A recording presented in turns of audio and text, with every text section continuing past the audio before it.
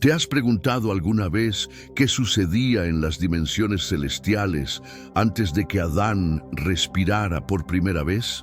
Existe una narrativa oculta, un conflicto cósmico que sacudió los cielos mucho antes de que el primer ser humano pisara la tierra. Una rebelión tan devastadora que sus ecos aún resuenan en cada batalla espiritual que enfrentamos hoy. Imagínate por un momento, mientras tú luchas contra pensamientos negativos, mientras sientes esa presión inexplicable en tu espíritu, mientras enfrentas ataques que parecen venir de la nada, estás siendo parte de una guerra que comenzó antes de que existiera el tiempo tal como lo conocemos. Hoy vas a descubrir los secretos más profundos de las Escrituras. Vamos a desentrañar pasajes que la mayoría pasa por alto. Versículos que revelan una realidad tan impactante que cambiará completamente tu perspectiva sobre la vida, la fe y tu propósito eterno. Si sientes en tu corazón que esto va más allá de la simple curiosidad, si percibes que es una advertencia divina para tu espíritu, entonces no te vayas de este video. Suscríbete ahora mismo, deja tu amén en los comentarios y comparte este contenido con alguien que necesita despertar a estas verdades ocultas en las Sagradas Escrituras.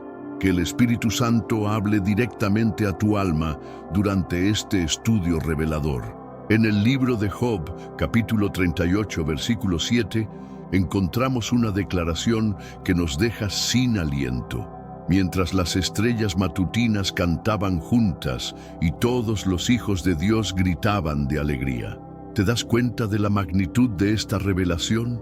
Esta celebración cósmica estaba ocurriendo antes de que nuestro planeta físico fuera siquiera formado. ¿Por qué motivo las huestes angélicas estarían celebrando la creación? Y aquí viene lo perturbador. Inmediatamente después, en los primeros versículos del Génesis, nos topamos con un mundo ya sumergido en caos absoluto y tinieblas impenetrables.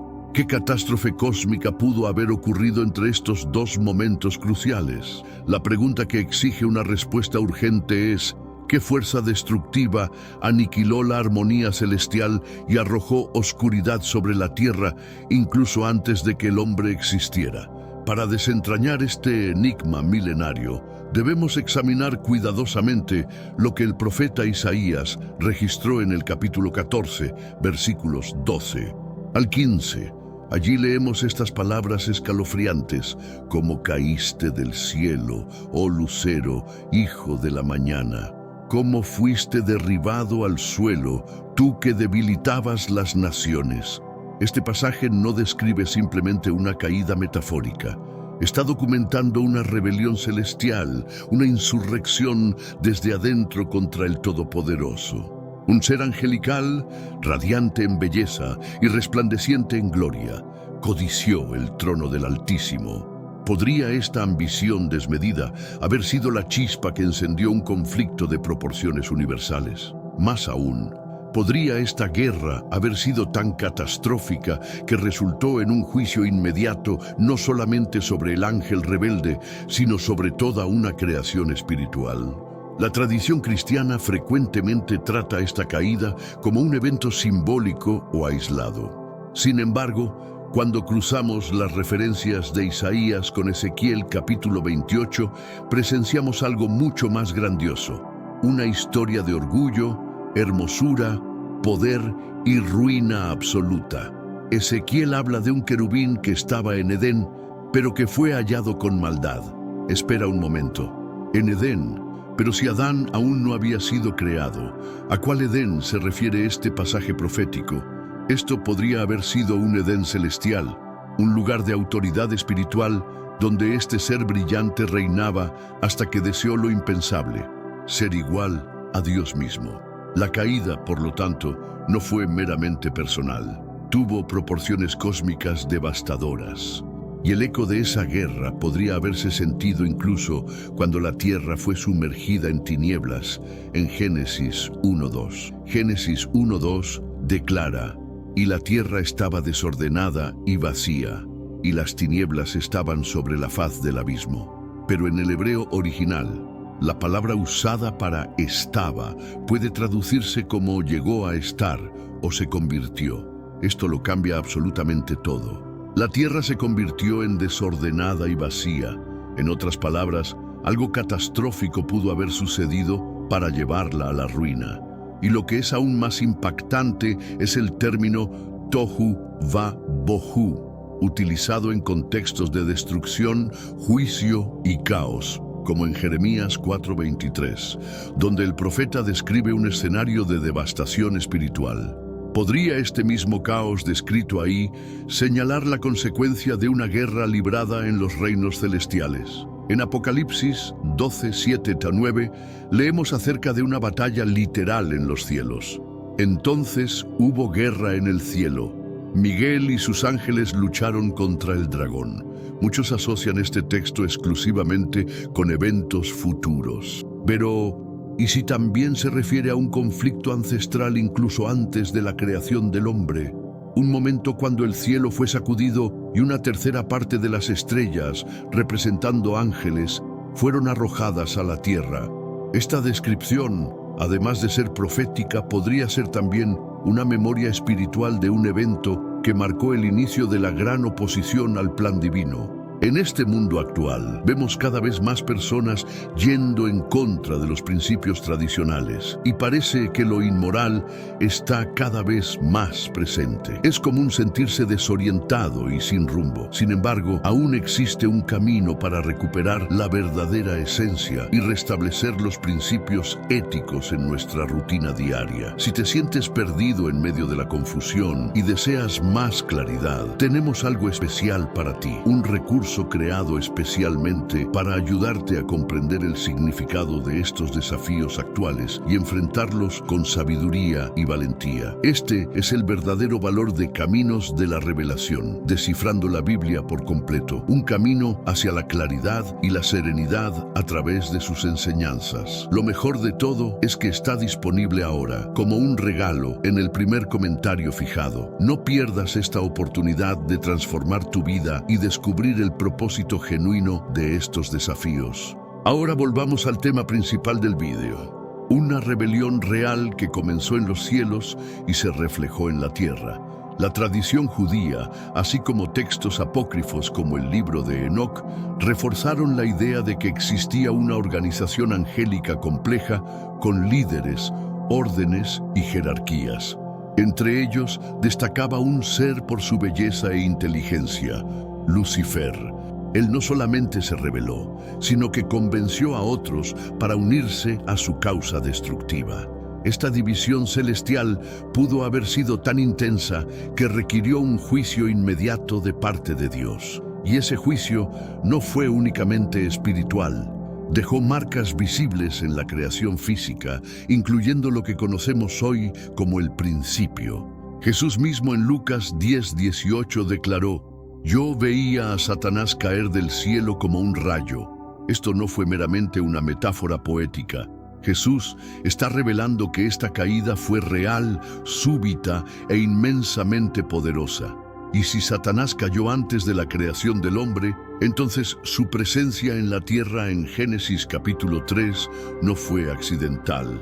Él ya estaba aquí, ya había sido derribado, ya conocía el terreno perfectamente.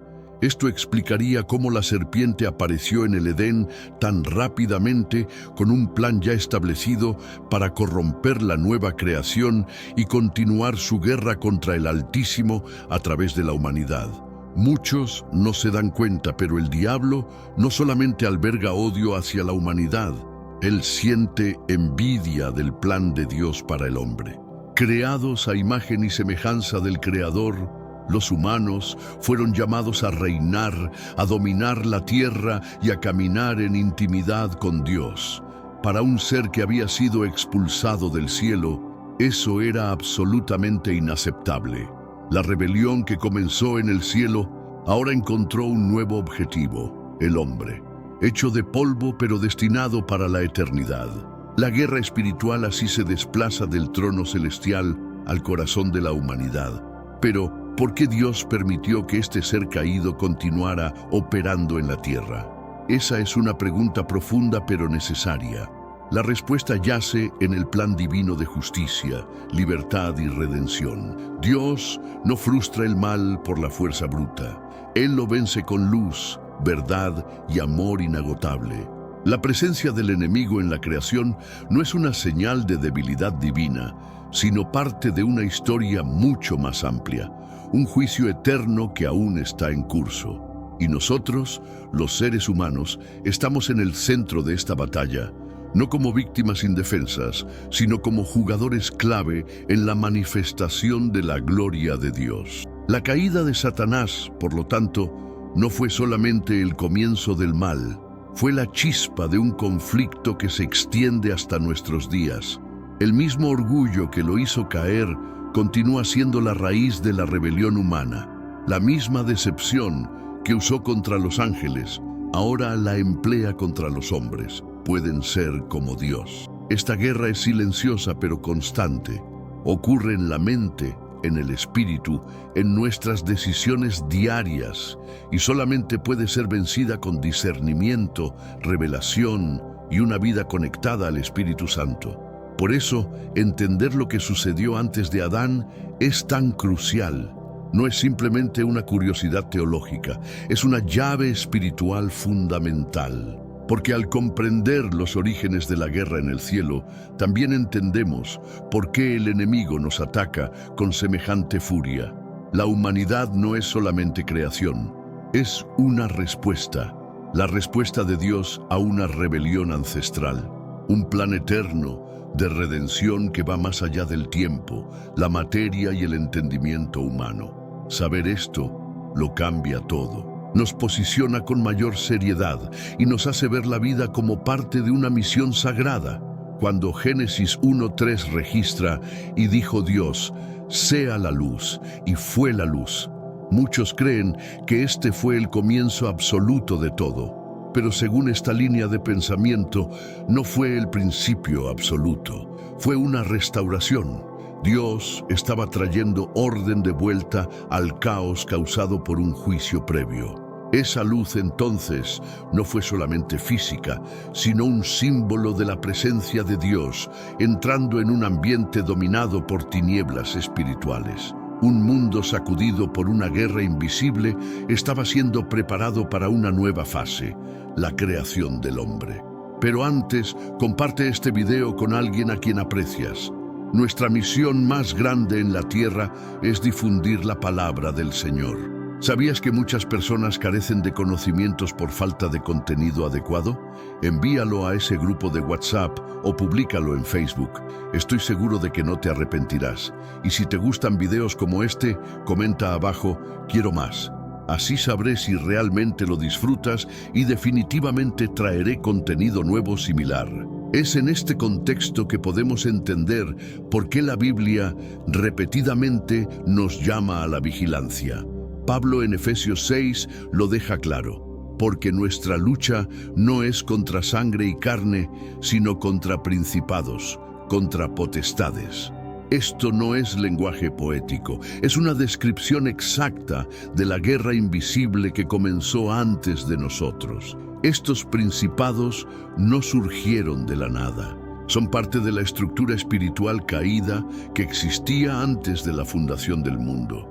Y si aún están activos hoy, es porque la batalla no ha terminado. Pero las buenas noticias son que el final ya ha sido escrito. Apocalipsis 12 también nos da un vistazo poderoso de lo que pasó y lo que está por venir. Habla de una mujer, un dragón, una persecución, símbolos profundos que revelan capas de la guerra espiritual. Está escrito que el dragón fue arrojado a la tierra y sus ángeles con él. Esto nos recuerda que el campo de batalla fue transferido del cielo a la tierra. Y por eso la humanidad sufre tanto, porque hay una batalla en curso con raíces en lo invisible, pero con efectos muy reales en la historia, en la sociedad y, más importante, en el espíritu de cada persona. Pero hay algo aún más profundo. La Biblia dice que el Cordero de Dios fue inmolado antes de la fundación del mundo. Apocalipsis 13:8. Esto nos revela que el plan de la cruz es más antiguo que la caída de Adán. En otras palabras, Dios ya sabía del conflicto venidero, de la rebelión de los ángeles, de la caída del hombre, y aún así creó. ¿Por qué? Porque no fue tomado por sorpresa. Él ya tenía una respuesta preparada para las tinieblas: la luz de Cristo. Una luz que no vino solamente para iluminar, sino para vencer definitivamente la oscuridad. La guerra en el cielo pudo haber comenzado antes de nosotros, pero la victoria es eterna. Cuando entendemos que la guerra en los cielos antecede la creación del hombre, comenzamos a ver toda la Biblia desde una perspectiva nueva. El Edén deja de ser meramente un jardín paradisíaco y se convierte en un campo estratégico dentro de una batalla más amplia. La serpiente no estaba allí por casualidad. El árbol del conocimiento no fue simplemente una prueba, fue un punto de inflexión en medio de la guerra. Y Adán y Eva, aunque recién creados, fueron insertados en una narrativa mucho más antigua, donde las decisiones espirituales tenían consecuencias cósmicas. Desde entonces, vemos el intento constante del enemigo de sabotear el plan de redención. Incita a Caín contra Abel, trata de corromper el linaje humano en los días de Noé, persigue al pueblo escogido, intenta matar al Mesías recién nacido. Todos estos son movimientos estratégicos de un enemigo que ya perdió en el cielo, pero que quiere retrasar, confundir y destruir en la tierra. Cada paso en la historia de la salvación es un contraataque de Dios frente a una ofensiva de las fuerzas de las tinieblas. No es meramente una narrativa, es una guerra espiritual documentada. Por lo tanto, los cristianos no pueden vivir como si estuvieran en tiempos de paz. Estamos en medio de una batalla ancestral, invisible, pero activa. Y muchos están perdiendo porque ni siquiera saben que están siendo atacados. El enemigo quiere que pienses que todo es natural, casual, que el mal es meramente psicológico o cultural. Pero la Biblia revela otra realidad. Hay principados, hay estructuras espirituales de maldad. Hay trampas tendidas en lo invisible, y solamente con la armadura de Dios se puede resistir. Quienes ignoran esta verdad viven desprotegidos, pero hay esperanza. Y no se encuentra en la religión, la fuerza humana o las buenas intenciones. La única forma de ganar esta guerra es permanecer con el vencedor. Jesús no vino solamente para salvar almas, vino para aplastar la cabeza de la serpiente. Vino para deshacer las obras del diablo, vino para reconciliar todas las cosas en el cielo y en la tierra. Cuando entregas tu vida a Cristo, cambias tu posición espiritual. Sales del campo de ataque y vienes bajo el manto del que venció el infierno, la muerte y hasta el acusador. En Cristo, la victoria ya está asegurada. Entender esta guerra también nos ayuda a comprender nuestra identidad espiritual. No somos simplemente seres humanos viviendo en un mundo material. Somos tanto objetivos como instrumentos de una batalla espiritual eterna. Y cada decisión, cada palabra, cada actitud te acerca más a la luz o a las tinieblas.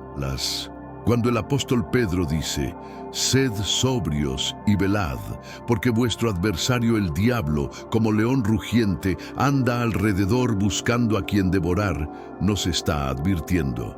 El conflicto que comenzó en el cielo continúa a nuestro alrededor, y la distracción espiritual es una de las armas más grandes del enemigo. Pero hay algo que pocos se dan cuenta. Dios no solamente nos colocó en esta guerra, nos armó para ganarla. En Efesios 6 se nos instruye a vestirnos de toda la armadura de Dios: el yelmo de la salvación, la coraza de justicia, el escudo de la fe, la espada del Espíritu. Esto no es meramente lenguaje figurativo, es preparación real. Dios sabe con quién estamos tratando y también sabe la autoridad que nos ha dado. Cuando un cristiano vive lleno del Espíritu, con discernimiento y fe, se convierte en una amenaza para el reino de las tinieblas. Y esa es exactamente la identidad que el enemigo busca destruir. Por eso, muchos ataques vienen disfrazados. distracciones, dudas, orgullo, temor. Estas son armas ancestrales. Lucifer usó la duda en el Edén, el orgullo contra los ángeles, el temor para paralizar reyes y profetas. Pero todas estas estrategias solamente funcionan cuando olvidamos quiénes somos y de dónde venimos. Tú no eres simplemente un producto del azar. Eres parte del plan que Dios preparó antes de la fundación del mundo. Y eso significa que tu nacimiento, tu existencia e incluso tus luchas tienen un propósito eterno. Fuiste llamado para resistir y para ganar. Cuando miramos la Biblia con este entendimiento, todo gana profundidad. Génesis no es meramente el comienzo de la humanidad, es la restauración de una creación sacudida por una caída previa. Apocalipsis, a su vez, no es solamente el fin del mundo, es el cierre de un ciclo de guerra entre el bien y el mal. Desde Génesis hasta Apocalipsis vemos una sola narrativa, la restauración del orden, de la luz, de la gloria de Dios sobre todo lo que fue corrompido. Y nosotros, como hijos de luz, somos participantes activos en este proceso. No estás aquí por accidente, fuiste convocado para esta batalla. Quizás estés escuchando todo esto y te preguntes, ¿pero qué puedo hacer yo frente a una guerra tan antigua y poderosa? La respuesta está en lo que escribió el apóstol Juan. Mayor es el que está en vosotros que el que está en el mundo. No estás solo. El mismo Espíritu que levantó a Cristo de los muertos mora en ti. Y el mismo Dios que expulsó a Lucifer del cielo es quien te guarda y te fortalece hoy. Tu arma más poderosa no es la fuerza física ni el intelecto, sino la obediencia y la intimidad con el Señor. La guerra antes de Adán nos muestra que la caída comenzó con el orgullo. Por lo tanto, la clave de la victoria siempre será la humildad. Satanás cayó porque quiso ser exaltado. Cristo triunfó porque se humilló hasta la muerte y muerte de cruz. En un reino donde los últimos serán primeros, el mayor es el que sirve y el que pierde su vida por amor a Dios. La lógica celestial siempre prevalecerá sobre la lógica caída. El mundo espiritual respeta a quienes caminan contrario al ego, y por eso personas simples y anónimas de rodillas causan terremotos en el infierno. Otro secreto oculto en esta guerra es que todo lo eterno se mueve en silencio. La caída de Lucifer sucedió antes de que la tierra fuera formada y casi nadie se dio cuenta. La encarnación del Hijo de Dios ocurrió en un pesebre lejos de los palacios. El evento más grande en la historia de la salvación, la cruz, pasó como una aparente derrota. Esto nos enseña que la gloria de Dios no se revela con ruido, sino con discernimiento. Quienes viven para las apariencias nunca entenderán los misterios del reino, pero quienes buscan en lo secreto reciben revelaciones eternas. Así que no subestimes las batallas pequeñas en tu vida.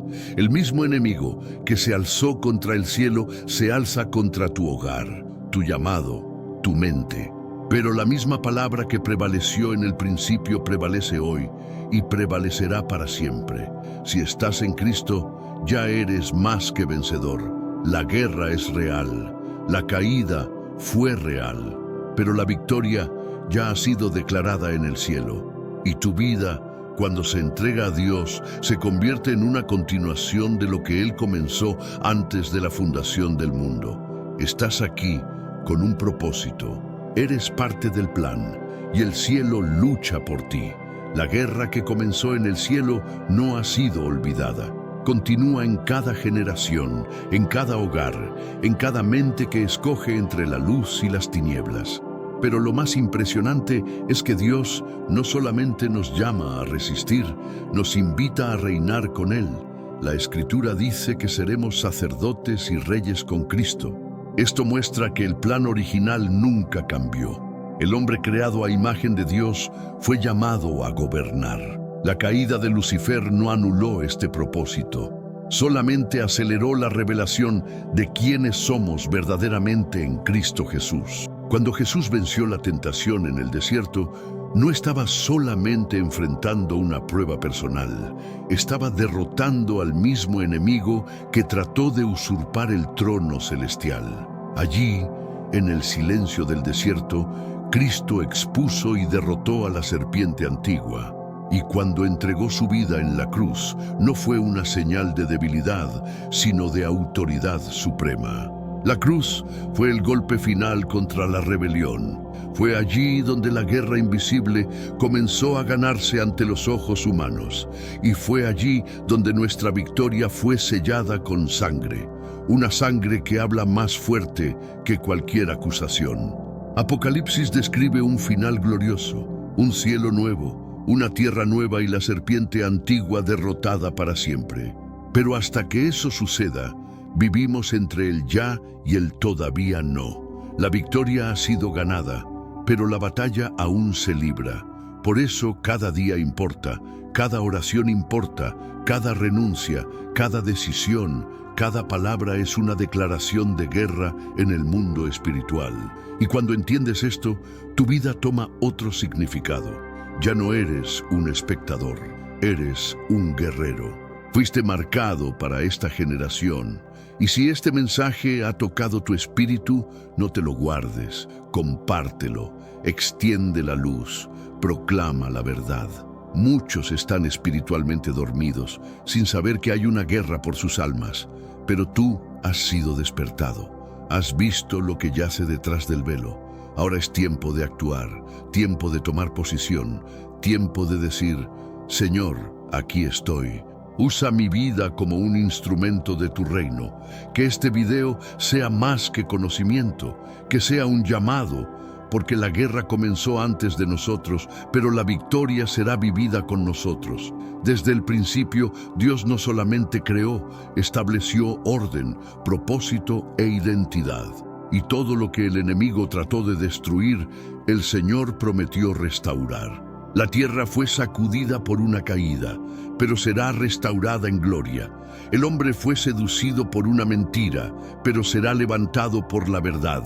Lo que comenzó como rebelión, terminará como redención. Y esa redención te involucra a ti y a mí.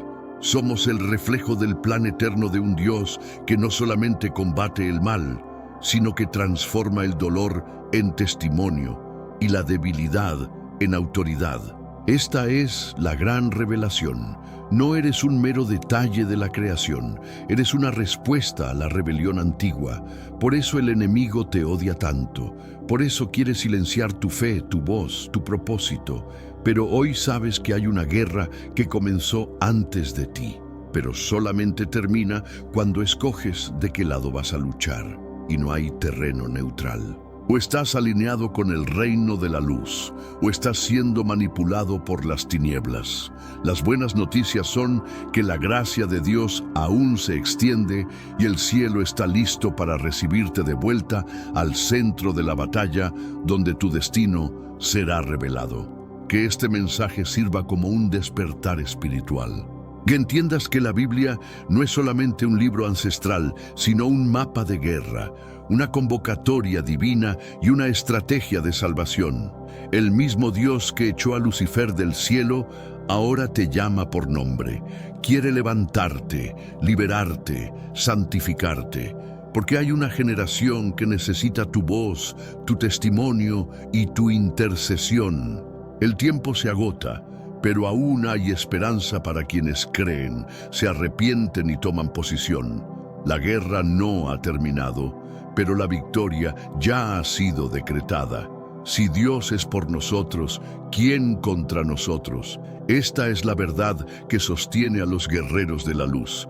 La guerra en el cielo fue real, la caída fue real. Pero la victoria es eterna y pertenece a quienes escogen permanecer firmes aun cuando todo parece desmoronarse.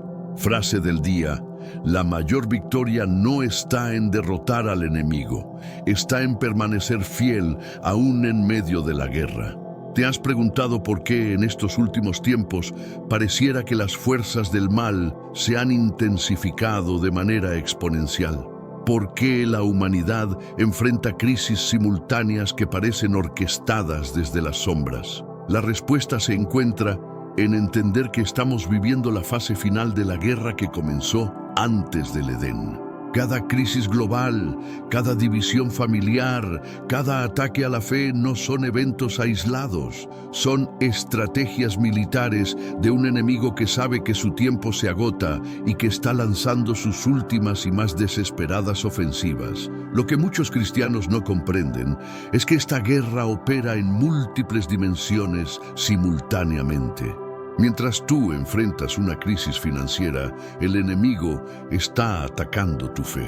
Mientras luchas con una enfermedad, estás sembrando dudas sobre el amor de Dios. Mientras proteges a tu familia, está infiltrando influencias destructivas a través de la tecnología, la educación y la cultura. Esta es la sofisticación de un enemigo que ha tenido milenios para perfeccionar sus tácticas. No es un improvisado. Es un estratega militar con experiencia cósmica. En el mundo antiguo, los portales espirituales eran templos paganos, altares de sacrificio y lugares de adoración falsa. En el mundo moderno, estos portales han evolucionado hacia formas más sutiles, pero igualmente poderosas. Las redes sociales se han convertido en altares de vanidad y comparación. Los medios de entretenimiento bombardean constantemente con mensajes que normalizan la rebelión, la inmoralidad y la desesperanza. La educación secular adoctrina sistemáticamente contra los valores bíblicos. Cada uno de estos representa un campo de batalla donde las almas son disputadas diariamente. Una de las armas más efectivas del enemigo en esta era es la confusión masiva. Vivimos en una época donde la verdad absoluta es cuestionada, donde lo bueno se llama malo y lo malo se llama bueno, exactamente como profetizó Isaías. Esta no es evolución social, es estrategia espiritual. Cuando una generación pierde la capacidad de discernir entre el bien y el mal, se vuelve vulnerable a cualquier engaño. Y precisamente eso es lo que estamos presenciando en escala global. El enemigo no solamente ataca individuos, ataca líneas generacionales completas. Observa cómo ciertas familias enfrentan patrones repetitivos de divorcio, adicción, pobreza o enfermedad. Estos no son coincidencias genéticas o sociales, son maldiciones generacionales establecidas a través de pactos espirituales, ya sea conscientes o inconscientes. La buena noticia es que en Cristo tenemos autoridad para romper estas cadenas ancestrales. Cuando entendemos que somos parte de una guerra más grande, también entendemos que tenemos armas más poderosas de las que creíamos. Estamos viviendo en la generación de los últimos guerreros. No por casualidad naciste en este tiempo específico de la historia. Dios necesitaba soldados espirituales capacitados para enfrentar la intensificación final del conflicto. Cada crisis que enfrentas te está preparando para algo más grande. Cada batalla que vences te está entrenando para la siguiente fase de la guerra. No eres víctima de las circunstancias, eres un guerrero en entrenamiento. Muchos cristianos pelean batallas espirituales con armas carnales y por eso viven derrotados. Pero la palabra nos revela que tenemos acceso a un arsenal sobrenatural que puede cambiar el curso de cualquier conflicto. La oración de guerra no es simplemente pedir, es decretar. La alabanza no es solo música, es una frecuencia espiritual que desata el poder del cielo. El ayuno no es solo disciplina, es una tecnología espiritual que intensifica nuestra conexión con lo invisible.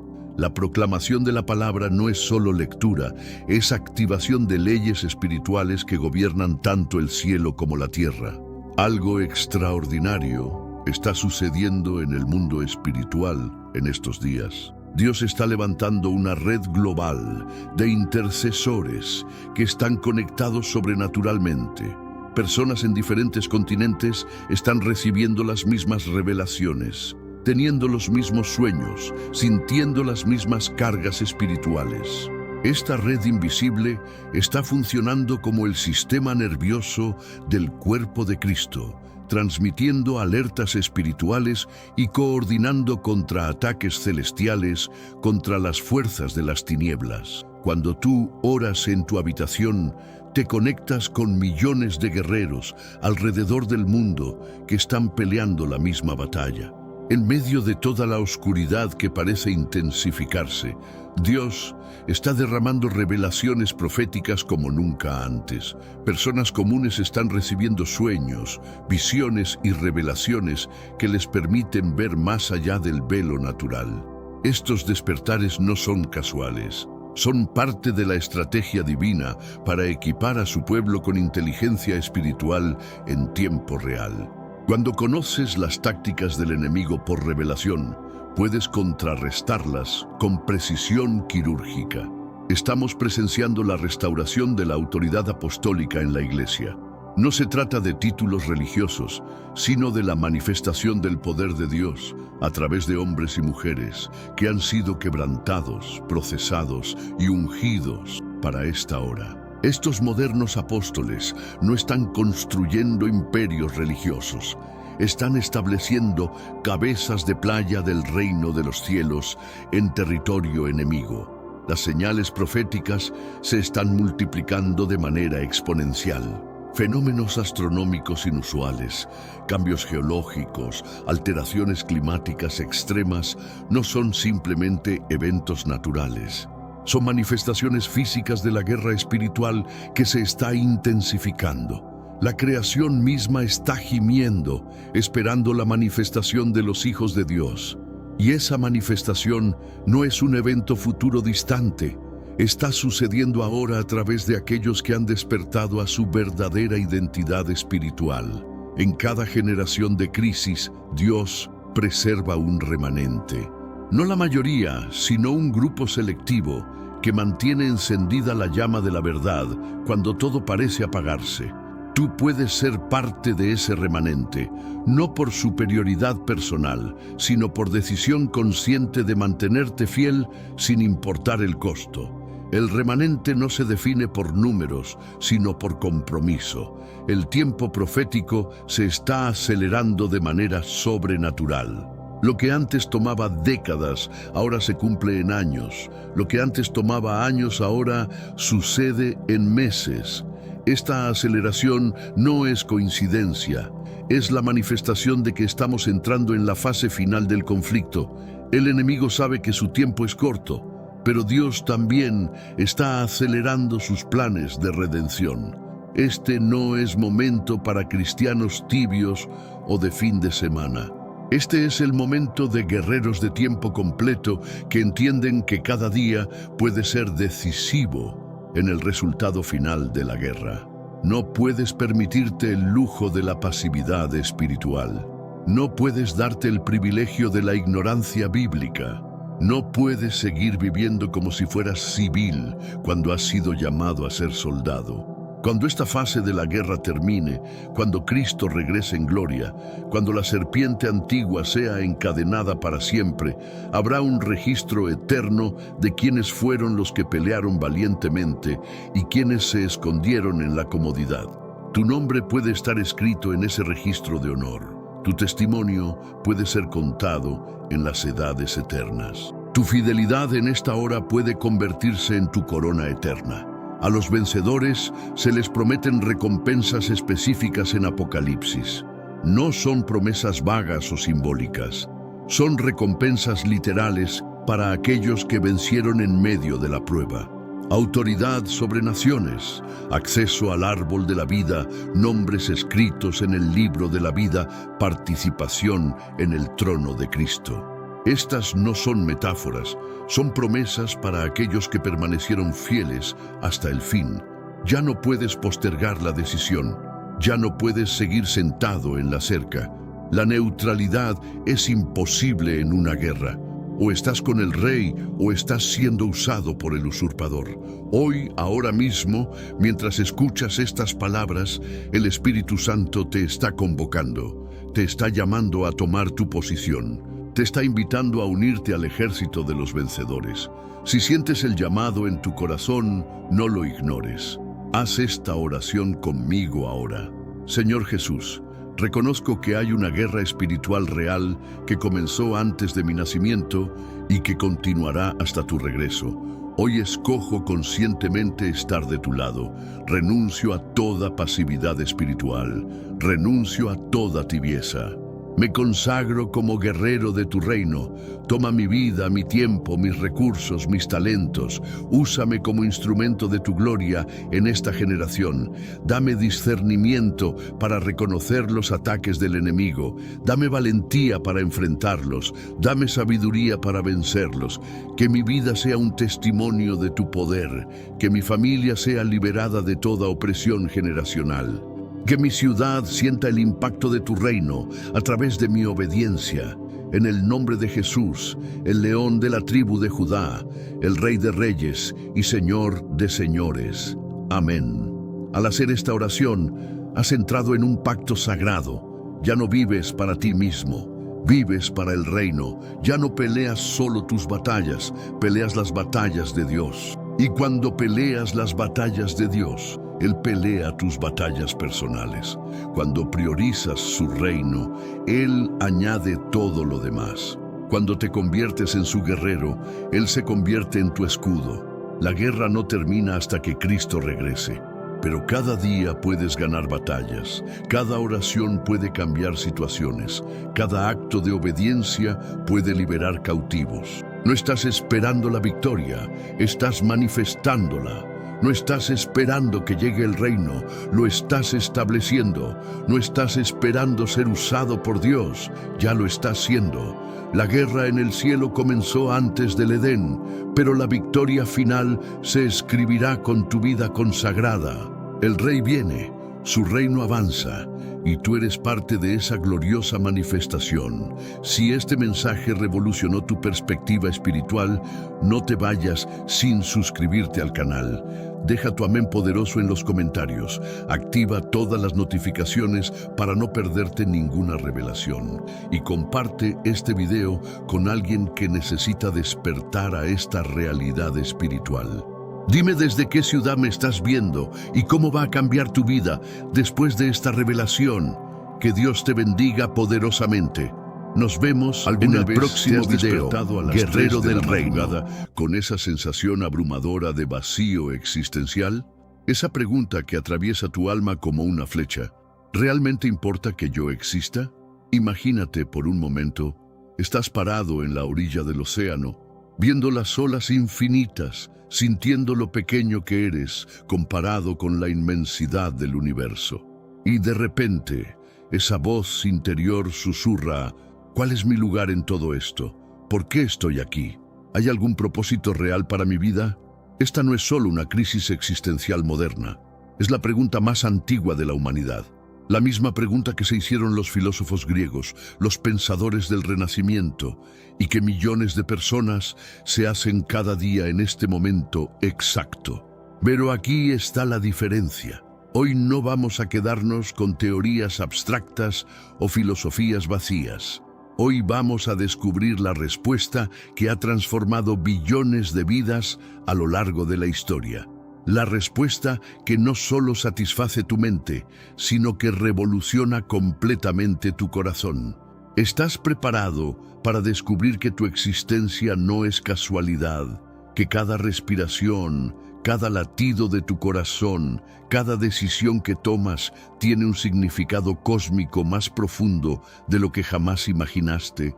Porque lo que estás a punto de descubrir no es solo información, es transformación. No es solo conocimiento, es revolución personal. En los próximos minutos vamos a desentrañar el misterio más profundo del universo. ¿Por qué Dios te creó? ¿Cuál es tu propósito divino? ¿Y cómo puedes vivir la vida extraordinaria para la cual fuiste diseñado? Prepárate, porque tu vida nunca volverá a ser la misma. Vamos a comenzar nuestro viaje en el momento más extraordinario de la historia. El momento de la creación. Pero antes de continuar, quiero que te hagas esta pregunta. ¿Has notado alguna vez la precisión matemática del universo? El hecho de que la Tierra esté exactamente a la distancia correcta del Sol para sustentar la vida. que los océanos tengan la salinidad exacta, que la atmósfera tenga la composición química perfecta. Los científicos llaman a esto el principio antrópico. Las probabilidades de que todas estas condiciones se alineen por casualidad son tan infinitesimalmente pequeñas que son prácticamente imposibles. ¿Qué nos dice esto?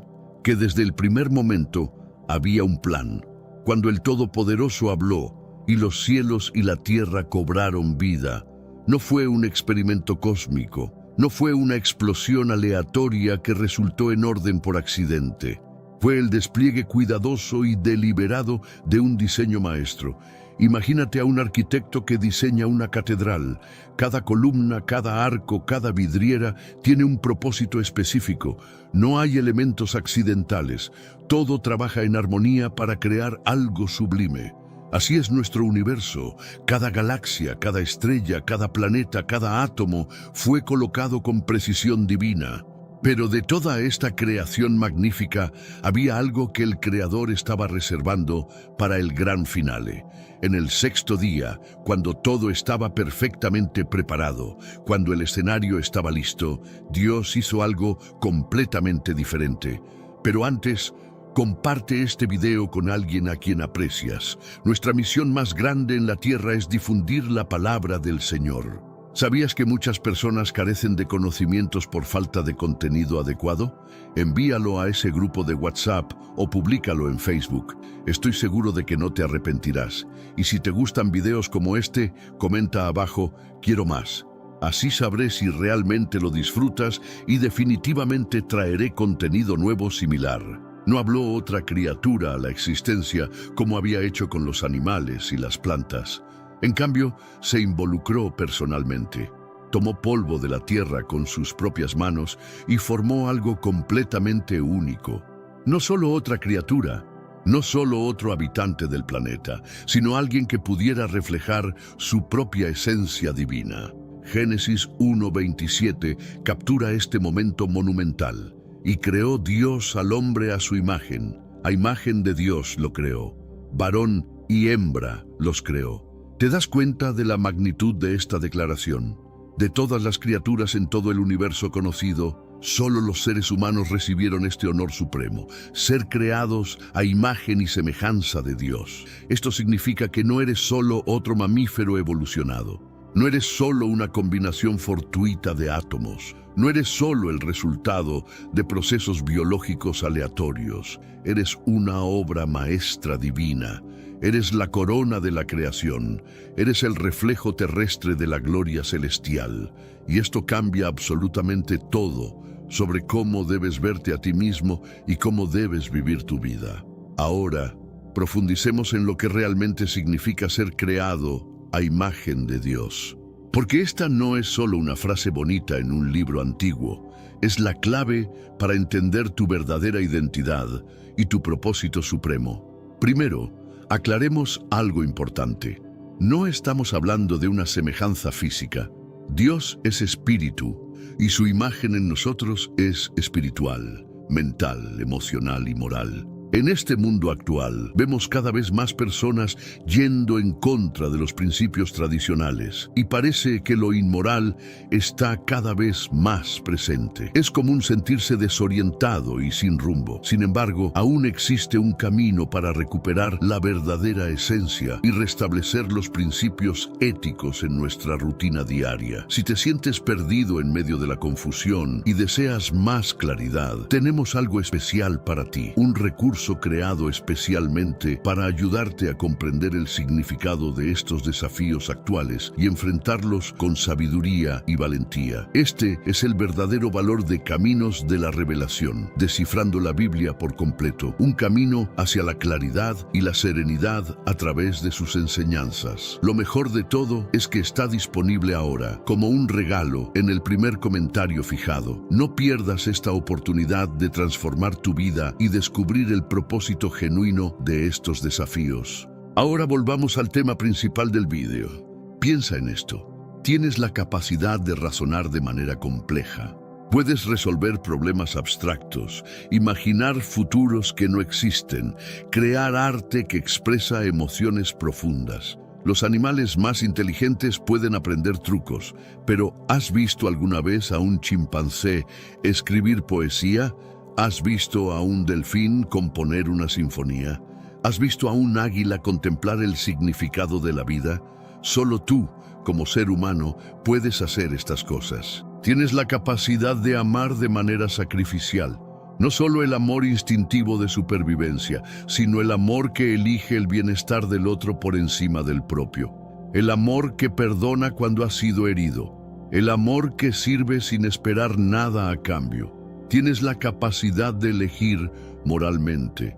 En cada decisión que enfrentas, puedes elegir entre el bien y el mal, entre lo correcto y lo incorrecto. Esta capacidad de discernimiento moral es exclusivamente humana, pero hay algo aún más extraordinario. Tienes la capacidad de conectarte con lo trascendente. Puedes adorar, puedes orar, puedes experimentar lo sagrado.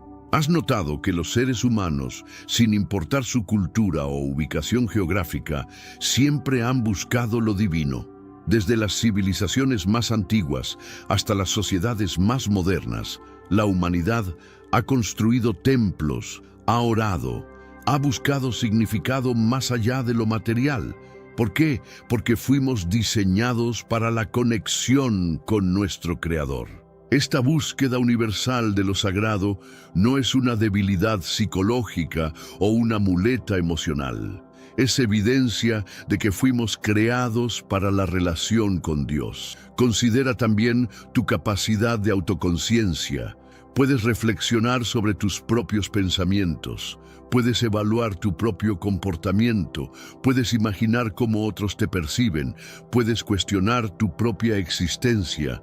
Esta metacognición, la capacidad de pensar sobre el pensamiento, es lo que te permite crecimiento personal, cambio de carácter y desarrollo espiritual. Ahora, observa cómo la humanidad ha transformado el mundo. Hemos creado arte que mueve el alma, las pinturas de Miguel Ángel, la música de Bach, la literatura de Shakespeare. Hemos construido maravillas arquitectónicas que desafían la gravedad. Hemos desarrollado tecnologías que nos permiten comunicarnos instantáneamente con personas al otro lado del planeta. Hemos explorado las profundidades del océano y las vastitudes del espacio. Hemos curado enfermedades que una vez fueron fatales. Hemos desarrollado sistemas de justicia, organizaciones benéficas, movimientos de derechos humanos. ¿De dónde viene toda esta creatividad, esta compasión, esta búsqueda de justicia y belleza? Viene de la imagen de Dios en nosotros. Cada vez que creas algo hermoso, reflejas al Creador. Cada vez que actúas con justicia, reflejas al juez perfecto. Cada vez que amas sacrificialmente, reflejas al Dios de amor. Pero aquí está la parte que puede cambiar tu vida para siempre. Esta imagen divina no es algo que algunos privilegiados poseen y otros no. Cada ser humano, sin excepción, lleva esta imagen. No importa tu raza, tu género, tu estatus socioeconómico, tu educación, tu pasado o tus errores. La imagen de Dios en ti es inalienable, es tu dignidad fundamental, es tu valor intrínseco. Esto significa que cada persona que encuentras hoy lleva la imagen del Altísimo. El cajero en el supermercado, el conductor del autobús, tu jefe, tu vecino e incluso esa persona que te irritó esta mañana, todos ellos son portadores de la imagen divina. ¿Cómo cambiaría esto tu forma de tratar a otros si realmente lo creyeras? Desde el primer aliento de Adán en el jardín del Edén, quedó claro que Dios no quería súbditos que lo temieran desde la distancia. No quería robots programados para obedecerlo sin opción. Quería algo mucho más hermoso y significativo. Quería una relación auténtica. Imagínate la escena, el creador del universo, aquel que habló galaxias a la existencia, caminando en la frescura del jardín, buscando la compañía de su creación humana. ¿Dónde estás?, preguntó Dios cuando Adán se escondió después de pecar.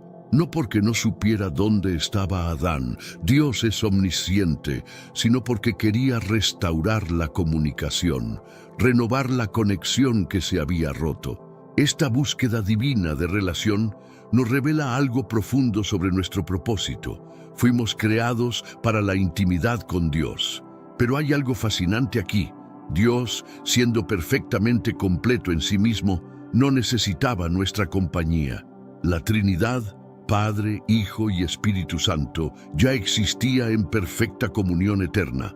Entonces, ¿por qué crearnos? Por amor puro, por el deseo de compartir su amor, su gozo, su gloria con seres que pudieran apreciarlo y corresponderlo libremente. Piensa en una pareja que decide tener hijos. No tienen hijos porque les falte algo.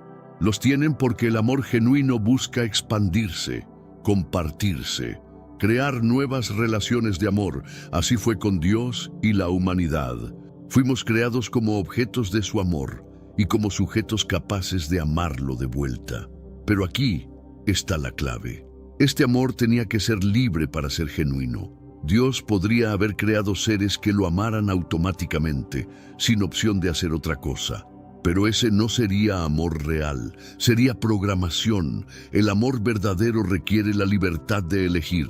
Requiere la posibilidad de decir no para que el sí tenga significado. Por eso Dios creó a los humanos con libre albedrío, porque quería que nuestro amor fuera auténtico, no forzado. Esta libertad era un regalo increíble, pero también venía con riesgos tremendos. Y como veremos más adelante, esos riesgos se materializaron cuando la humanidad eligió alejarse de Dios. Pero incluso sabiendo que correríamos el riesgo de alejarnos, Dios decidió que valía la pena, porque la posibilidad de una relación de amor genuina valía el riesgo del rechazo. Esta es la naturaleza del amor divino. Está dispuesto a ser vulnerable por el bien de la relación. Y cuando entendemos esto, comenzamos a comprender la profundidad de nuestro propósito. No fuimos creados simplemente para existir. Fuimos creados para amar y ser amados por el mismo Dios del universo. Cada vez que experimentas el anhelo de conexión profunda, cada vez que buscas significado más allá de lo material, cada vez que sientes que debe haber algo más en la vida, estás experimentando el eco de este diseño original. Fuiste diseñado para la comunión con Dios. Y hasta que encuentres esa conexión, siempre sentirás que algo falta, sin importar cuánto éxito, dinero o reconocimiento tengas. Como dijo San Agustín, nos hiciste para ti, y nuestro corazón está inquieto hasta que descanse en ti. Ahora llegamos a uno de los momentos más trágicos y transformadores de toda la historia humana. Un momento que cambió el curso de todo, la caída de la humanidad. Imagínate la perfección del jardín del Edén. No había muerte, no había dolor, no había conflicto, no había separación. Adán y Eva vivían en perfecta armonía con Dios, entre ellos y con toda la creación. Tenían acceso directo al Creador, podían conversar con Él cara a cara. No había barreras, no había culpa, no había vergüenza. Era la realización completa del propósito divino para la humanidad. Pero entonces ocurrió lo impensable. Tenemos un recurso espiritual para ti, Caminos de la Revelación, un libro para comprender las profecías y fortalecer tu fe. Lo encuentras en el primer comentario. Léelo, compártelo y prepárate espiritualmente para lo que está por venir. No esperes a que otro desastre te obligue a mirar hacia arriba. Hoy es el día aceptable. Hoy es el tiempo de actuar con fe. Fortalécete en la palabra, profundiza en la oración y rodea tu vida de personas que también estén buscando a Dios de todo corazón. A pesar de tener todo lo que podrían necesitar o desear, a pesar de vivir en el paraíso literal, a pesar de tener una relación perfecta con Dios, Adán y Eva eligieron desobedecer. No fue solo romper una regla arbitraria. El árbol del conocimiento del bien y del mal representaba algo mucho más profundo, la confianza. Dios había dicho, confía en mí, yo sé lo que es mejor para ti. Hay un límite que no debes cruzar. no porque quiera controlarte, sino porque quiero protegerte. Pero la serpiente susurró una mentira seductora. Realmente dijo Dios, seguramente no morirán. Dios sabe que cuando coman de este fruto serán como Él, conociendo el bien y el mal. Y en ese momento crucial, la humanidad eligió dudar de la bondad de Dios. Eligieron creer que Dios les estaba ocultando algo bueno. Eligieron pensar que sabían mejor que su Creador. Eligieron la autonomía sobre la dependencia. Y con esa elección, todo cambió. El pecado no fue solo una mancha en el expediente de Adán y Eva. Fue como un virus que infectó toda la naturaleza humana. La imagen de Dios en nosotros se distorsionó. La comunicación directa con Dios se cortó. La armonía perfecta del mundo se fragmentó.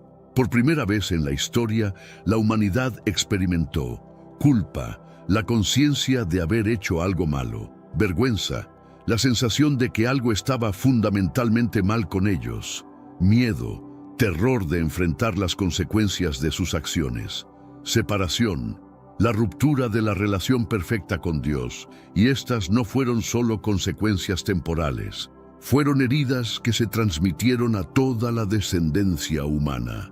Cada uno de nosotros nace con esta naturaleza caída, con esta tendencia hacia el egoísmo, hacia la rebeldía, hacia la autonomía de Dios. Pero aquí está lo que me fascina de esta historia.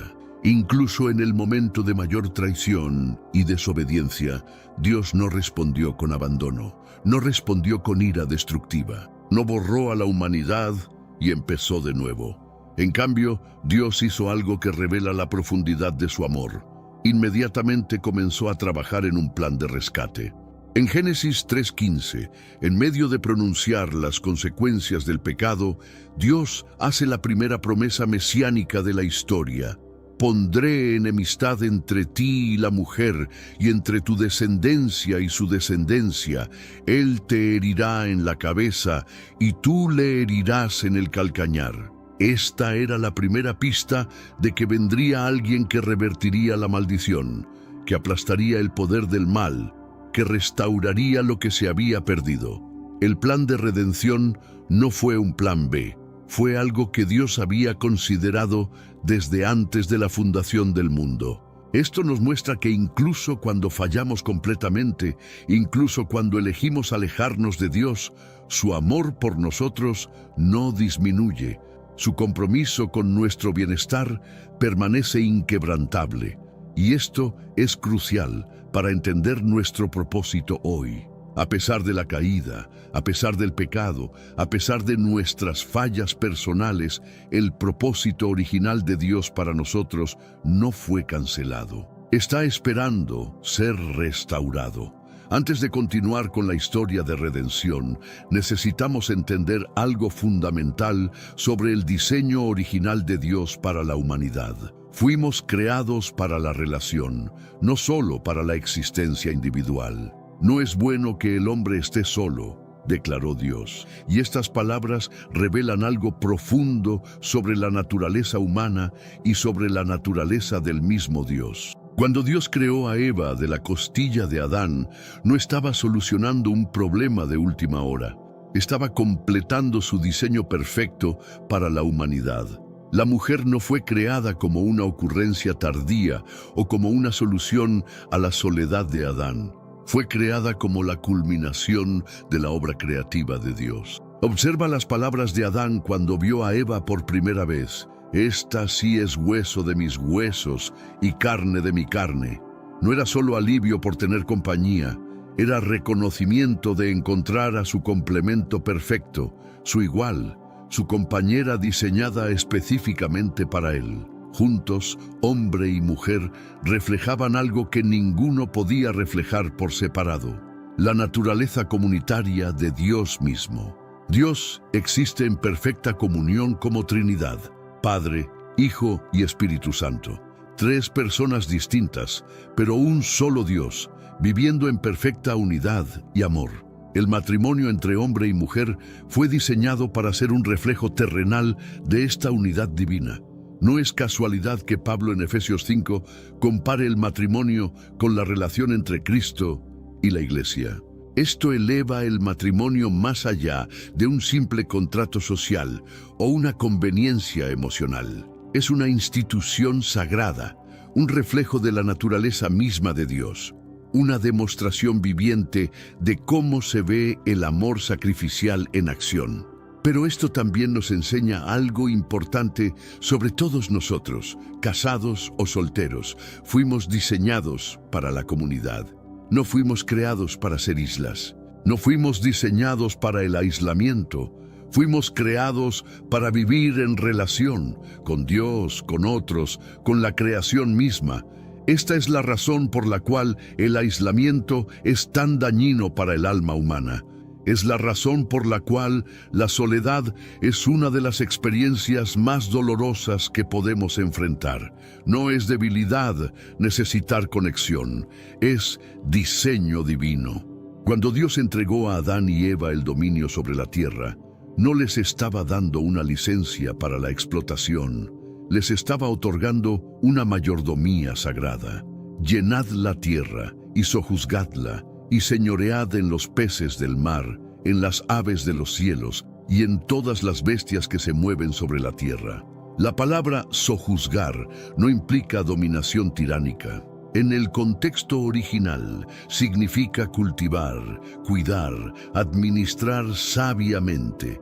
Imagínate a Dios como el propietario de una vasta propiedad y a la humanidad como los administradores de confianza. Un buen administrador no explota la propiedad para su beneficio personal. La cuida, la mejora, la protege y la hace más productiva para el beneficio del propietario.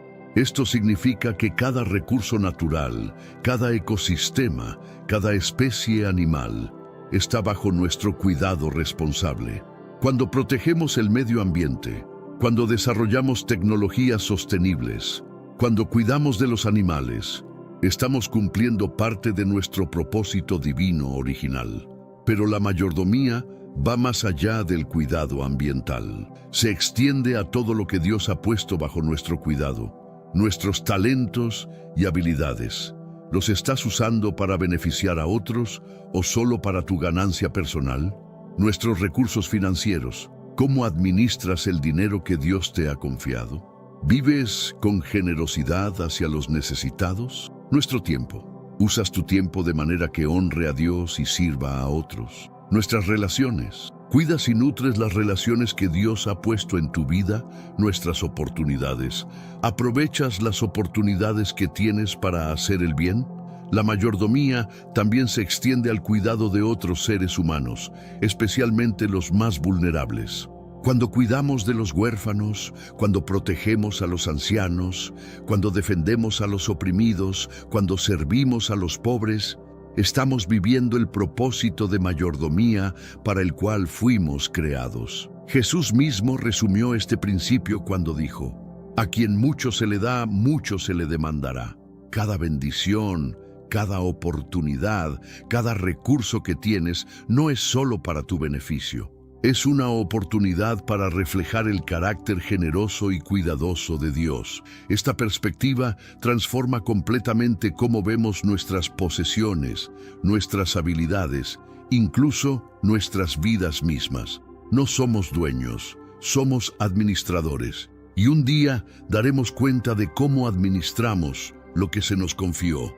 ¿Cómo cambiaría tu vida si vivieras cada día con esta conciencia de mayordomía? ¿Cómo cambiarían tus decisiones financieras, tus decisiones de carrera, tus relaciones, tu tratamiento del medio ambiente? Esta no es solo responsabilidad, es privilegio. Es la oportunidad de participar en el cuidado continuo de la creación de Dios. A pesar de la caída, a pesar del pecado, a pesar de la separación que la humanidad eligió, hay una verdad que brilla a través de toda la historia humana. Dios nunca abandonó su plan original para nosotros. A través de los siglos vemos destellos de esperanza, personas que eligieron reflejar la imagen de Dios a pesar de vivir en un mundo caído. Considera a Noé, quien en medio de una generación completamente corrupta eligió caminar con Dios y se convirtió en el instrumento de preservación de la humanidad. Piensa en Abraham, quien creyó las promesas de Dios incluso cuando parecían imposibles y se convirtió en el padre de la fe.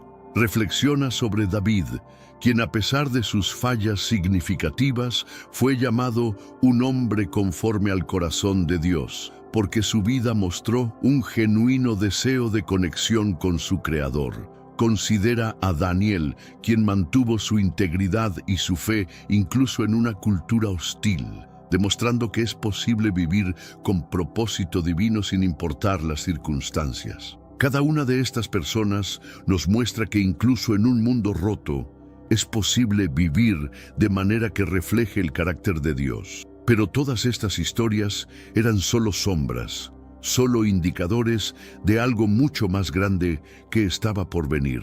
Y entonces llegó la respuesta definitiva. Después de siglos de promesas, después de generaciones de espera, después de innumerables sacrificios que solo podían señalar hacia algo mejor, llegó Jesús. En Juan 14:6, Jesús hace una declaración que cambió el curso de la historia humana. Yo soy el camino y la verdad y la vida. Nadie viene al Padre sino por mí. Jesús no vino simplemente como otro maestro religioso. No vino solo como un ejemplo moral. Vino como la solución completa al problema del pecado humano. Él era la promesa cumplida de Génesis 3:15. Él era el descendiente que aplastaría la cabeza de la serpiente. Él era el camino de regreso al Padre que la humanidad había perdido.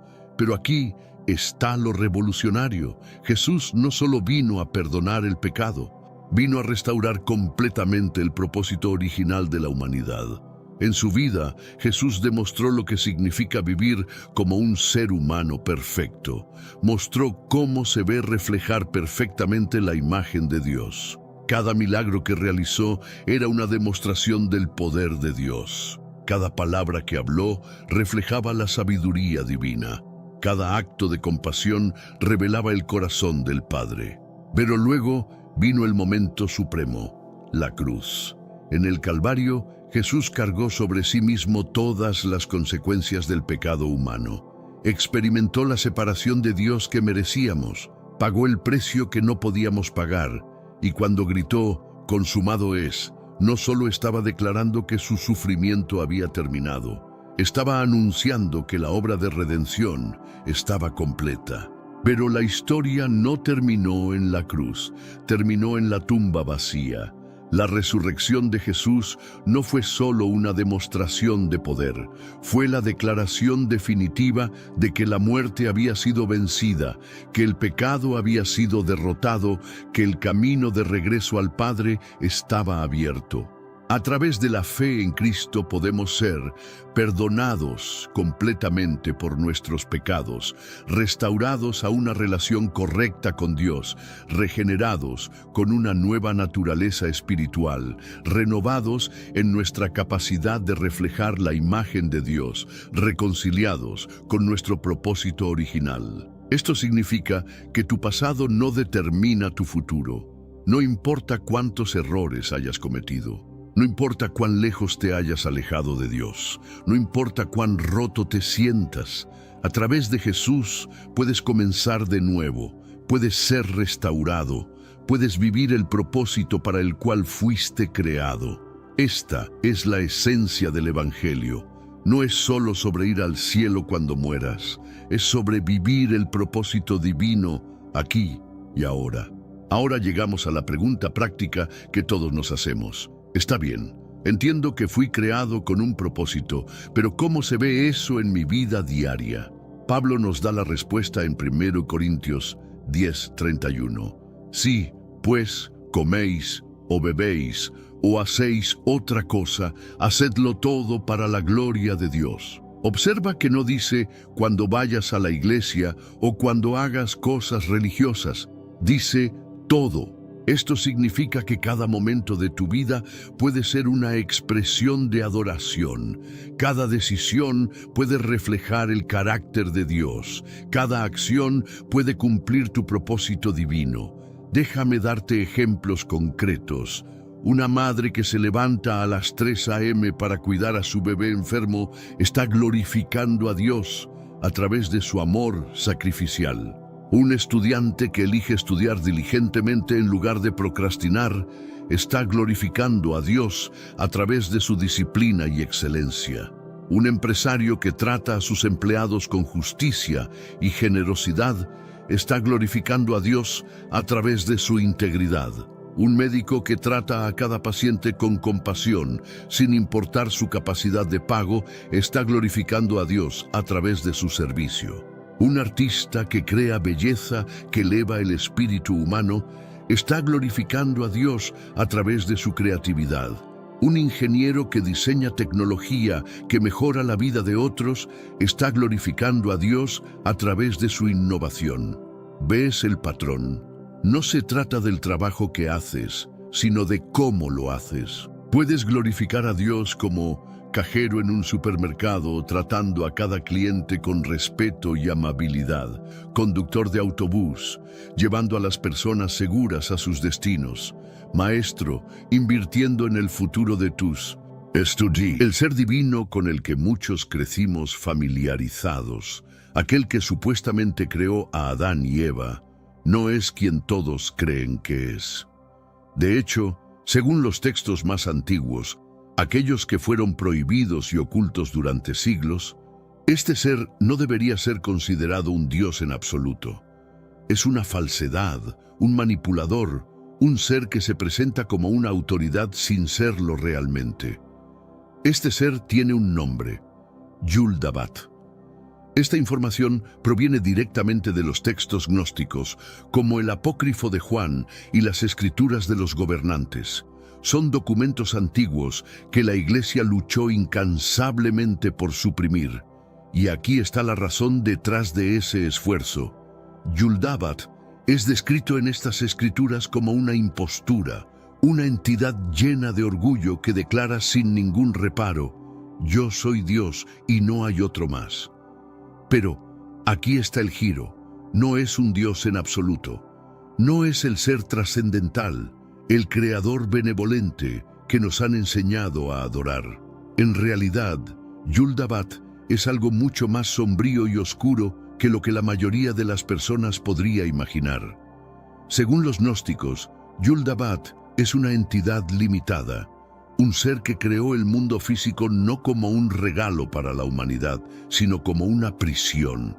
Y esta revelación puede ser desconcertante, pero según esta visión del mundo, el lugar donde vivimos, este planeta que nos dicen que fue creado con amor y propósito, es en realidad una trampa.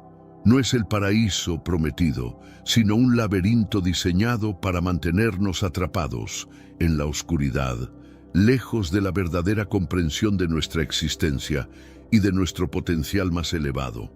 Este concepto plantea preguntas profundas sobre el propósito de nuestra vida y la naturaleza de la realidad misma. Si Yul-dabat no es un Dios, ¿quién o qué lo es? ¿Qué fuerzas están detrás de la creación del universo y cuál es nuestro papel en todo esto? La respuesta puede no ser tan sencilla como nos han dicho, y esta es solo una de las muchas piezas del rompecabezas que se han mantenido ocultas durante milenios. Ahora hablemos de Adán. En la narrativa convencional, Adán es retratado como una figura pasiva, creada de arcilla, sumisa a la voluntad de Dios y castigada por su desobediencia.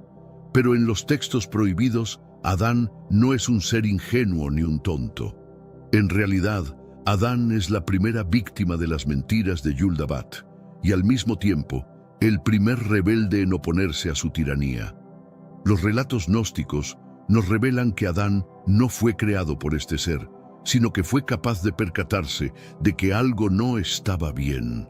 Adán pronto se dio cuenta de que la entidad que exigía obediencia no era la perfección divina, como se le había dicho, sino un dictador malévolo que se disfrazaba de Dios.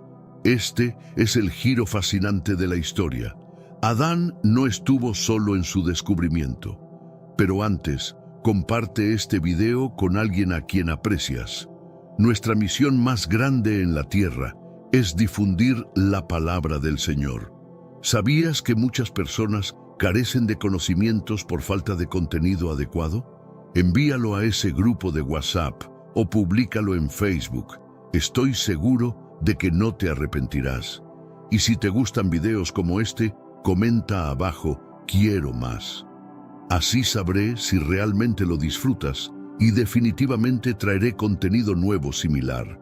Volviendo al tema principal, aquí entra Sofía, una figura central en la cosmología gnóstica. Sofía es la deidad que de forma accidental creó a Yuldabath, un error espiritual causado por su deseo de crear sin la presencia de su contraparte divina.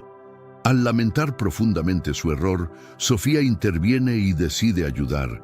Sofía introduce en Adán un destello de conocimiento divino, lo que se conoce como gnosis.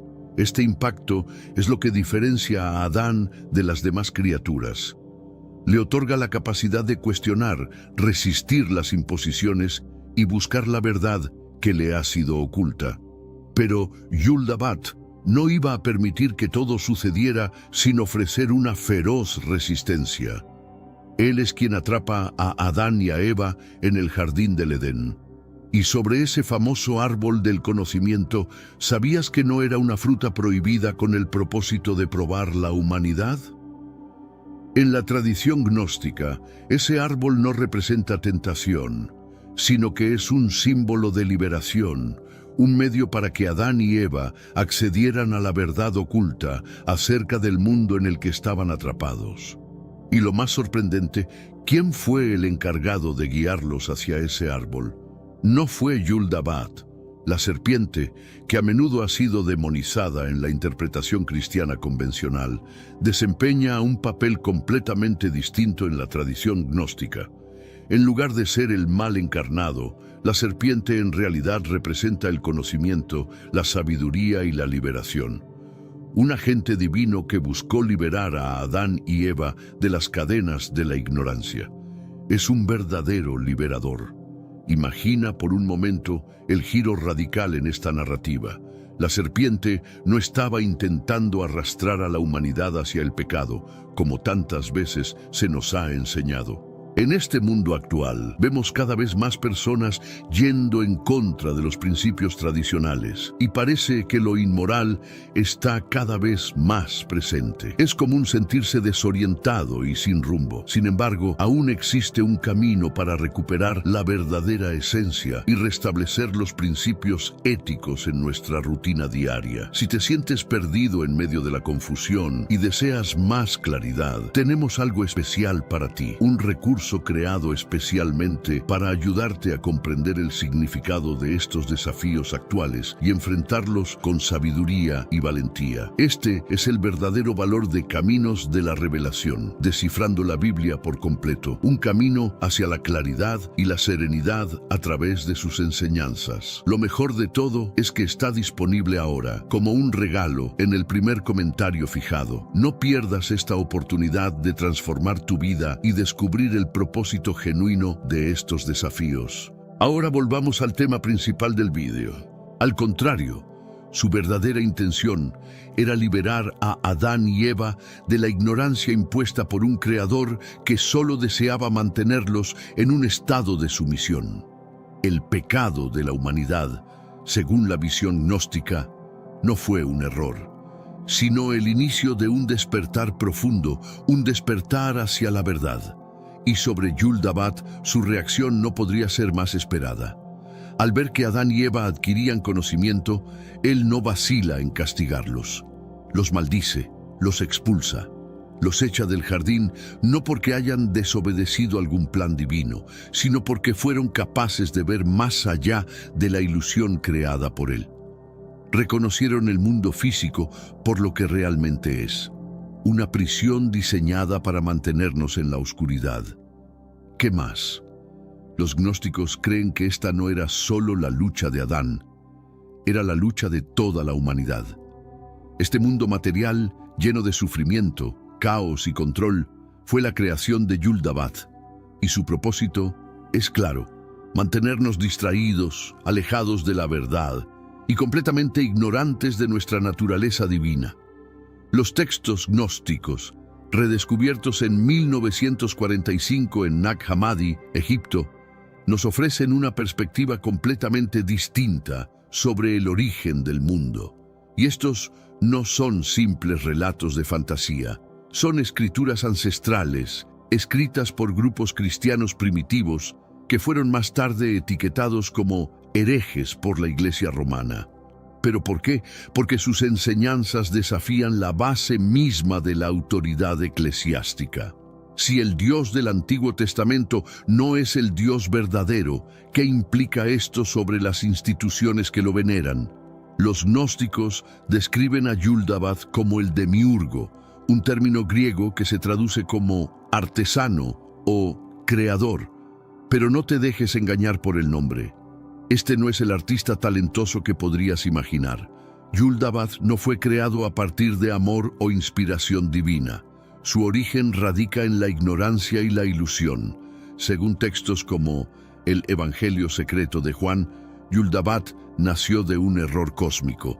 Surgió sin el consentimiento del verdadero reino divino, el pleroma, un reino de pura luz, unidad y conciencia infinita, mucho más allá de nuestra comprensión. Yul-dabat ni siquiera se dio cuenta de que su existencia era un error. En su profunda ignorancia, llegó a creer que él era el único Dios. Imagina el nivel de autoengaño de esta entidad. Él creó el mundo material, pero no como un regalo para la humanidad, sino como una proyección de su propia naturaleza rota y distorsionada. Los gnósticos lo describen de manera impactante. Su apariencia es grotesca, con la cara de un león y el cuerpo de una serpiente, una mezcla que refleja su esencia caótica y depredadora. Lo que resulta aún más impresionante es la forma en que Yul-dabat maneja su creación.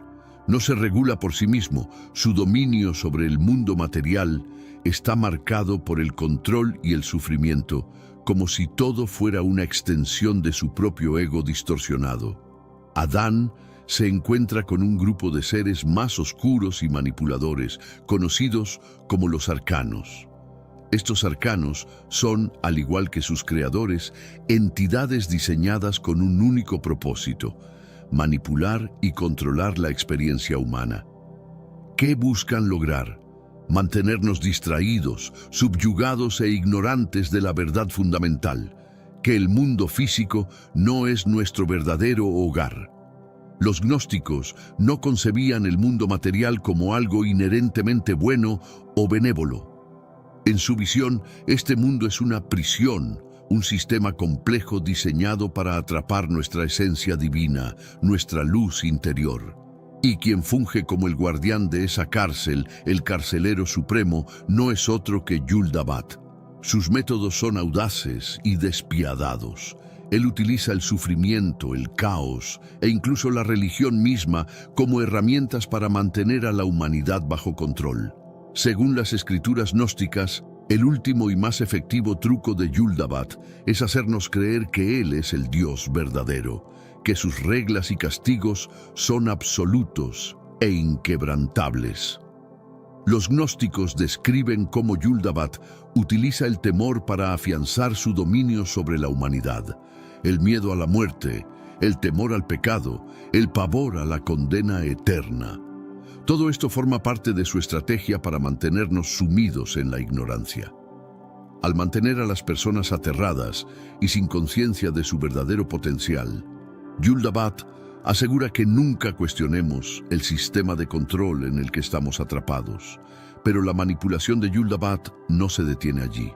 Él no solo juega con los miedos humanos, sino que distorsiona activamente la verdad misma.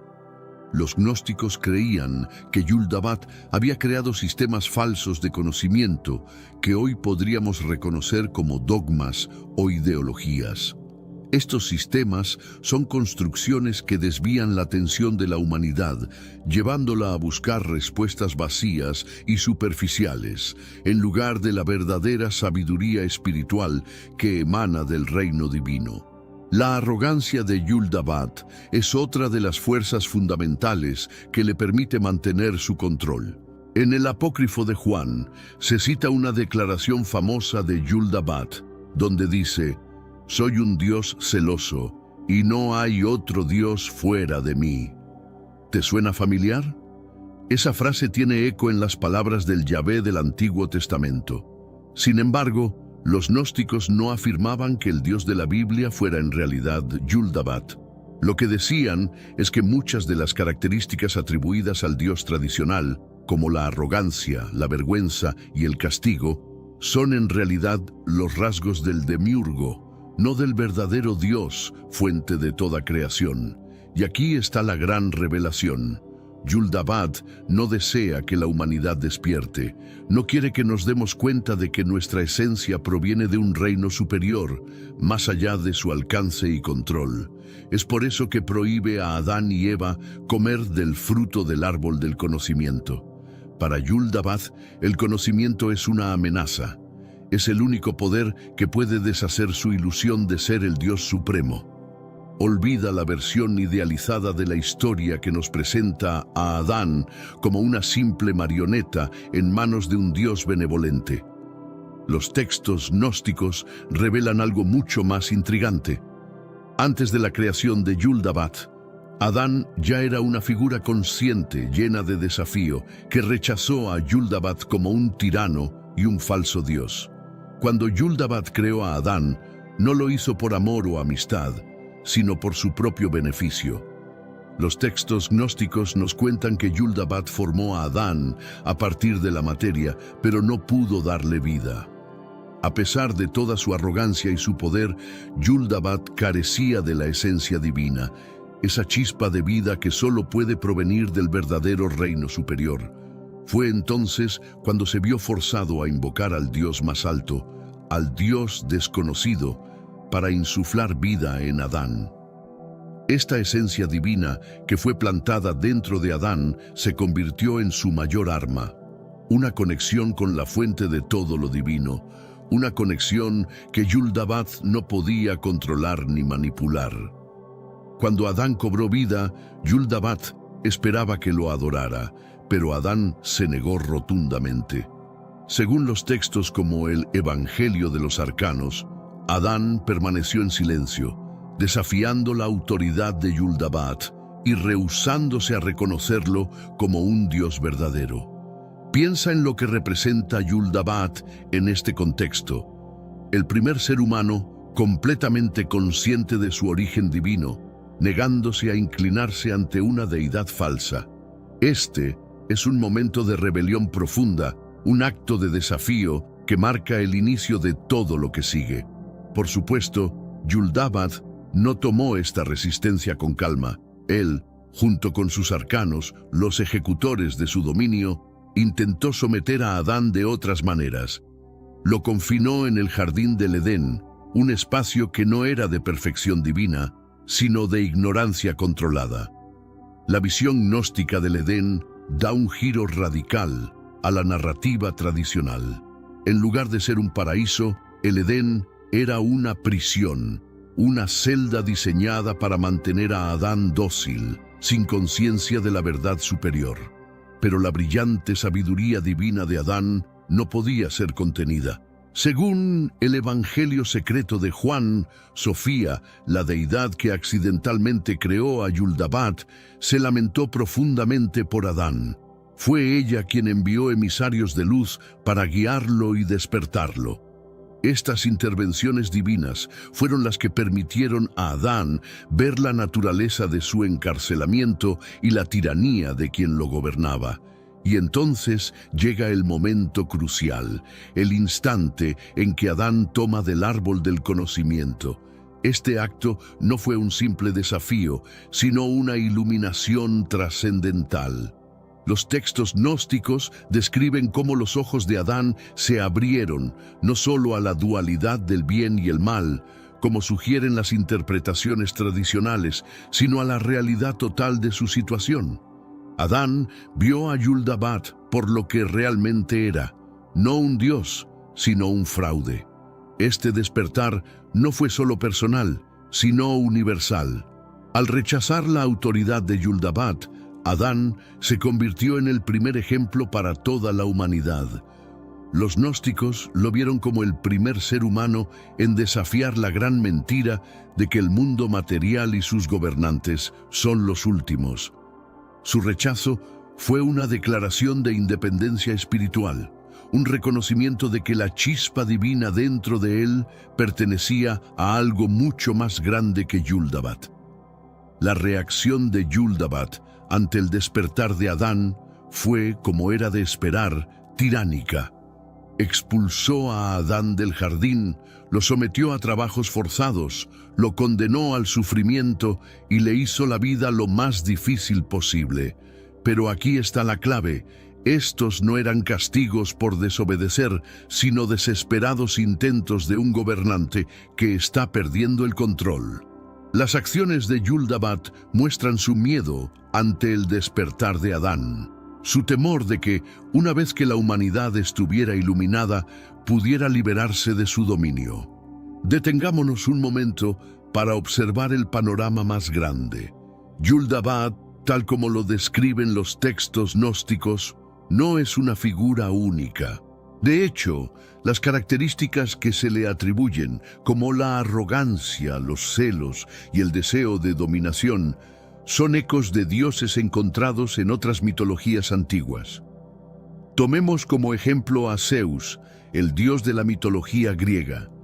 Al principio, puede parecer un dios noble, el soberano del monte Olimpo, pero a medida que exploramos más profundamente su personalidad, descubrimos que, al igual que Yuldabat, él también está marcado por una voluntad implacable de controlar y dominar a aquellos bajo su influencia. Pero si profundizas aún más en los mitos, verás un lado mucho más oscuro. Zeus no es simplemente un dios venerado, sino un dios que asegura su poder a través de la fuerza, la manipulación y el engaño. Él derroca a su propio padre, Cronos, en una lucha brutal para tomar el control del cosmos. ¿Te resulta familiar? Al igual que Yuldabat, Zeus se apoya en la dominación y el control para mantener su autoridad, y castiga ferozmente a aquellos que se atrevan a desafiarlo. Un ejemplo claro es Prometeo, quien, al robar el fuego y dárselo a la humanidad, otorga a los seres humanos el poder y la sabiduría. ¿Y cuál es la respuesta de Zeus?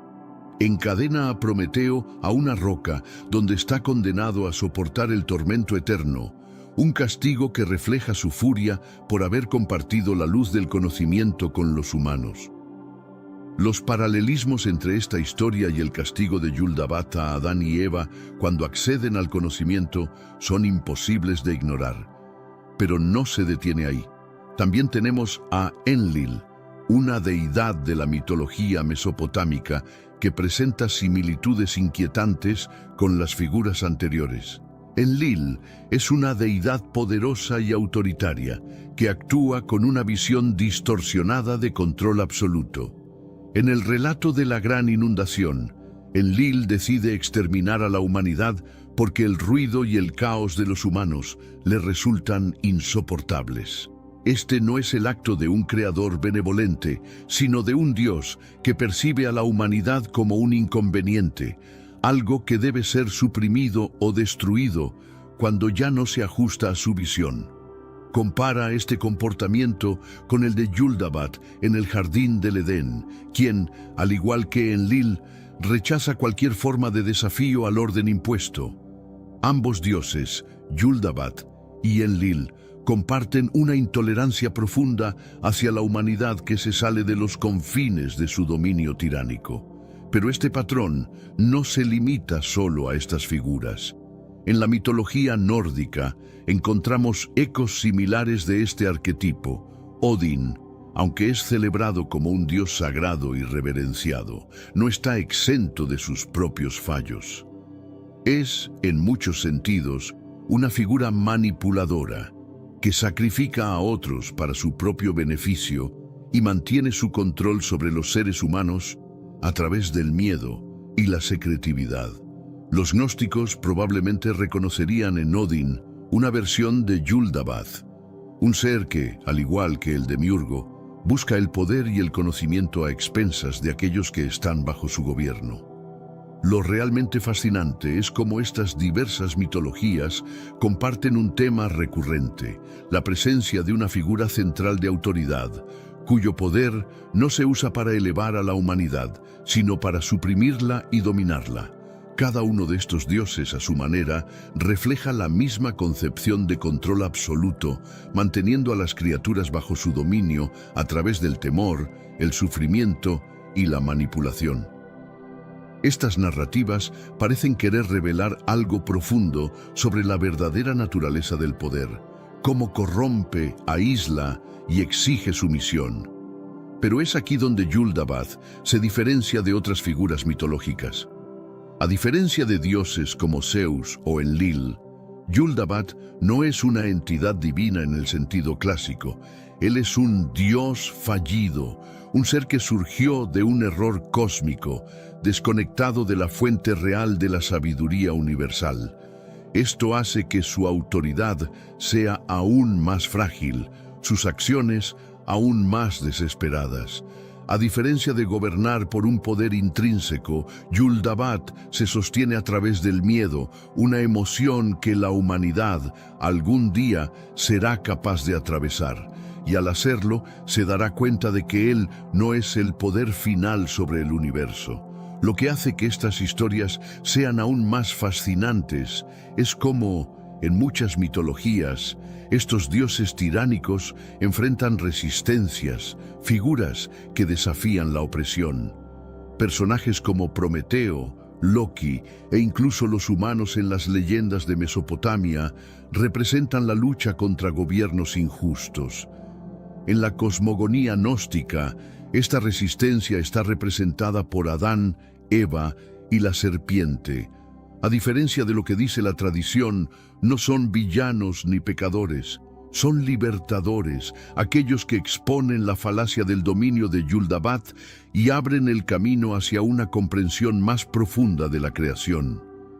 Si Yuldabaoth es el opresor, Sofía, la diosa que inadvertidamente generó a Yuldabaoth, es la arquitecta que busca remediar el daño causado por su propio error.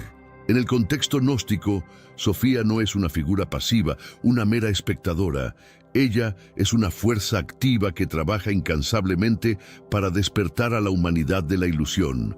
Sin Sofía, Adán habría permanecido una creación vacía, sin alma, totalmente sumiso a la voluntad de Yuldabaoth. El viaje de Sofía comienza con su audaz decisión de crear sin consultar la fuente divina, el pleroma. Aunque sus intenciones eran buenas, el acto de crear sin la armonización con el pleroma resultó en un ser fallido, Yuldabaoth. Cuando Sofía percibe el caos que generó, no renuncia a su creación. Al contrario, ella se convierte en la clave para el despertar humano, actuando entre bastidores para neutralizar la tiranía de Yuldabaoth. Cuando Yuldabaoth crea a Adán, lo hace con la intención de reafirmar su dominio.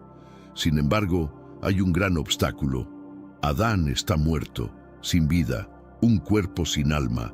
A pesar de todas sus declaraciones de ser el Dios absoluto, Yuldabaoth no tiene el poder de animar a Adán. Es en ese momento cuando Sofía interviene. De forma secreta, insufla en Adán un fragmento de luz divina, una partícula del pleroma. Ese toque de luz divina se convierte en lo que separa a la humanidad de los arcanos y de Yuldabaoth, convirtiéndose en la semilla de la gnosis, el conocimiento que revela nuestro verdadero propósito y origen. Esta infusión divina no es solo un acto de desafío a Yuldabaoth, es un movimiento calculado de Sofía para dirigir a la humanidad hacia el camino de la liberación.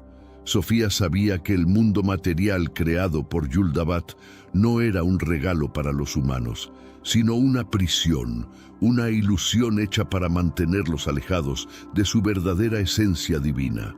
Al conceder a Adán el don de la conciencia y del conocimiento, ella plantó las primeras semillas de resistencia contra esa realidad distorsionada creada por Yuldabat. Pero Yuldabat no era ingenuo. Sabía que algo había cambiado en Adán. Por eso intentó controlar su entorno, confinándolo dentro de los límites del jardín del Edén. Desde la perspectiva de Yuldabat, el Edén no era un paraíso celestial, sino más bien una zona de contención, un lugar diseñado para mantener a Adán alejado de su potencial divino. Lo que Yuldabat no pudo prever fue la persistencia de Sofía. Ella no solo otorgó a Adán la chispa de divinidad, sino que fue más allá.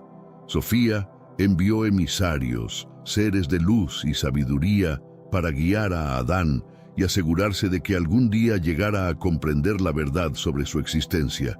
Estos emisarios formaban parte de la estrategia mayor de Sofía para contrarrestar el dominio de Yuldabat, garantizando que la humanidad tuviera acceso a las herramientas necesarias para liberarse de su control. El papel de la serpiente en la narrativa del Edén está directamente relacionado con la intervención de Sofía. En la tradición gnóstica, la serpiente no representa el mal o la tentación, como se ve en la tradición común, sino que es un mensajero de Sofía. Fue a través de la serpiente que Sofía impartió el conocimiento sobre el bien y el mal a Adán y Eva. Este no fue un acto de traición, como muchos podrían pensar bajo la interpretación tradicional, sino un acto de liberación, un gesto que permitió a Adán y Eva ver más allá de las mentiras y manipulaciones de Yuldabat. Lo más fascinante del papel de Sofía es cómo ella redefine el concepto de salvación. En muchas tradiciones religiosas, la salvación se alcanza a través de la obediencia a una autoridad divina. Sin embargo, en la cosmovisión gnóstica, la salvación llega a través de la rebelión, el reconocimiento de la verdad y el rechazo de la ilusión impuesta por los opresores. El don de Sofía a la humanidad no es una invitación a seguir reglas o a rendir culto a una deidad, sino a empoderar a los humanos para que reconozcan su origen divino y se liberen de los sistemas opresivos establecidos por Yuldabat y sus arcanos. En la interpretación tradicional del Génesis, el árbol del conocimiento es visto como un símbolo de desobediencia, una fruta prohibida que causó la caída de la humanidad. Pero en los textos gnósticos, este árbol no representa el pecado o la desobediencia. Es una llave hacia la liberación, un portal a la comprensión de la verdad que Yuldabat ha intentado ocultar a toda costa. Aquí radica el punto crucial. Yuldabat nunca deseó que Adán y Eva comieran del árbol del conocimiento, porque el conocimiento es poder. Es lo único capaz de desmantelar su dominio y exponerlo como el fraude que realmente es. Piénsalo bien, ¿qué es lo primero que hace Yuldabat cuando Adán y Eva comen la fruta? Pánico total. No solo los castiga, sino que los expulsa activamente del jardín. ¿Por qué? Porque su nuevo conocimiento amenaza las bases de su control absoluto. Los textos gnósticos, como el Evangelio secreto de Juan, describen el árbol del conocimiento como algo más que un simple árbol. Es un símbolo de la luz divina inherente a la humanidad, una representación de las verdades más altas que Yuldabat nunca podrá tocar. Comer del árbol no fue un acto de rebeldía contra un creador benevolente, sino una afirmación del despertar espiritual, una acción que permitió a Adán y Eva conectarse con su verdadera naturaleza. Fue una revelación transformadora. Adán y Eva no simplemente cayeron, despertaron. Vieron el mundo como realmente era, una estructura diseñada para mantenerlos en la oscuridad. El árbol del conocimiento no era solo un elemento decorativo en el jardín. Fue puesto allí intencionadamente, no por Yaldabaoth, sino por Sofía y las fuerzas del pleroma. Representaba un recurso oculto, un camino para que Adán y Eva alcanzaran la gnosis, la sabiduría divina que les permitiría liberarse del engaño de Yaldabaoth. Esta acción deliberada apuntaba a iluminar su verdadera naturaleza y revelar el panorama más amplio de la realidad. Desde esta perspectiva, el árbol no era una prohibición, sino un don invaluable que Yaldabaoth trató de ocultar a través de mentiras y amenazas. Es aquí donde entra en juego la figura de la serpiente. En las narraciones convencionales, la serpiente es condenada como un corruptor, como el agente que desencadenó el destino de la humanidad. Sin embargo, en la visión gnóstica, su rol es radicalmente diferente. La serpiente no era un traidor, sino un mensajero enviado por Sofía para guiar a Adán y Eva hacia la verdadera comprensión. Lejos de ser un engaño, lo que la serpiente ofrecía era una revelación crucial. Al comer del fruto del árbol, Adán y Eva no encontraron la muerte, como Yaldabaoth había advertido, sino la posibilidad de descubrir su verdadera naturaleza. En este sentido, la serpiente actúa como una figura heroica, desenmascarando las falsedades del demiurgo y capacitando a la humanidad para dar sus primeros pasos hacia la emancipación espiritual. Es, en esencia, una guía hacia la realización. El árbol del conocimiento también introduce un tema central en la reflexión gnóstica. El auténtico crecimiento surge a través de desafíos significativos. Al comer del árbol, Adán y Eva no solo adquirieron conocimiento, también ganaron la capacidad de cuestionar, de desafiar y de evolucionar. El sufrimiento que Yaldabaoth les impuso no era el resultado de la intervención de la serpiente, sino el costo de obtener libertad. Era el precio de salir de la ilusión y entrar en la realidad de su potencial divino. Avancemos hacia un aspecto más oscuro de esta historia, la eliminación sistemática de la perspectiva gnóstica y su enfoque radical sobre la creación, el conocimiento y la liberación. Esta supresión no fue un simple accidente histórico, fue un movimiento calculado por parte de las autoridades religiosas para mantener el control y el poder, porque estas enseñanzas alternativas representaban una amenaza directa a su hegemonía. En los primeros siglos de la cristiandad no existía una única ortodoxia. Había numerosas comunidades, cada una con su interpretación particular de las enseñanzas de Jesús. Los gnósticos, entre otros, ofrecían una comprensión distinta de Dios, del origen del universo y del propósito humano. Sus textos y tradiciones desafiaban el creciente poder de la Iglesia institucional. Con el tiempo, a medida que el cristianismo se consolidó y se entrelazó con la autoridad política del Imperio Romano, los textos gnósticos se convirtieron en blanco de persecuciones. Para la Iglesia emergente, los gnósticos eran más que disidentes teológicos, eran un peligro para la estabilidad de la nueva ortodoxia. Su insistencia en una cosmología fragmentada, en la que el universo físico era obra de un creador imperfecto y malicioso como Yaldabaoth, minaba la imagen de un Dios supremo y omnipotente. Esta lucha por el control del relato marcó el inicio de una campaña sistemática para erradicar las enseñanzas gnósticas. Se trataba no solo de una lucha espiritual, sino de un esfuerzo estratégico por parte de las autoridades religiosas para asegurar su dominio y mantener a las masas dentro de un marco de creencias cuidadosamente controlado.